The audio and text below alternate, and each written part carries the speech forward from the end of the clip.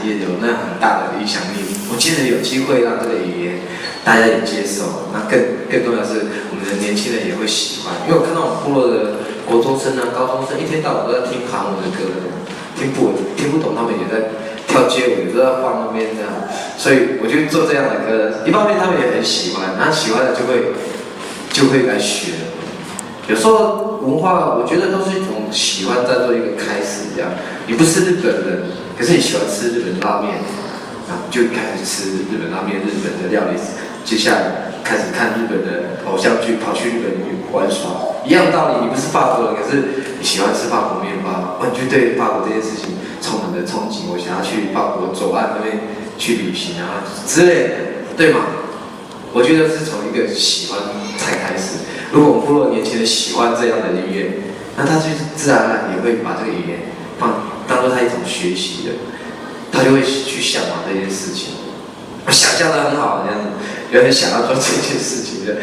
然后做完这首歌，我就很机车，因为我那时候在唱片公司，我想给我的老板听，请他投资我一张母语专辑。在那个时候，可是那个时候台湾经济真的不景气，07年金融风暴，08年还在发消费券，你没有领到吗？有，我们也有领到，大家都一样。要发一张唱片，对唱片公司来讲已经很困难，更何况这个语言大家还听不懂，老板会觉得会有风险。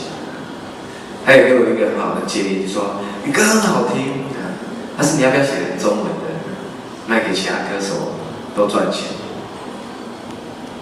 要不要？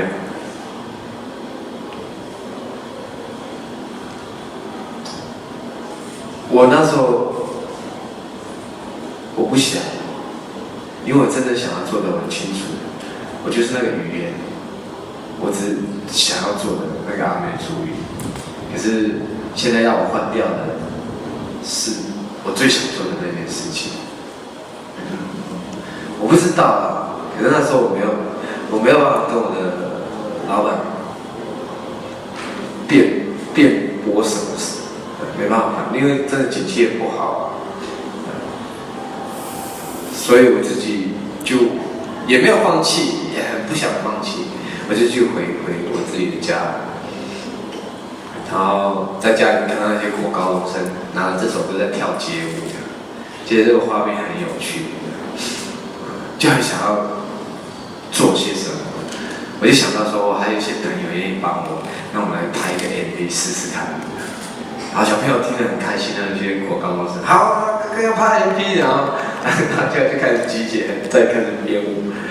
于是这样，我就把这首歌拍成 MV 了。应该是原住民音乐史上第一个电影 MV 吧。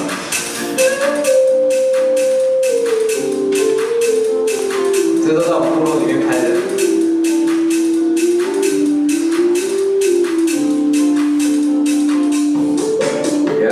美少女出现了，哪来啊？在那个传统的房子前面走来走去。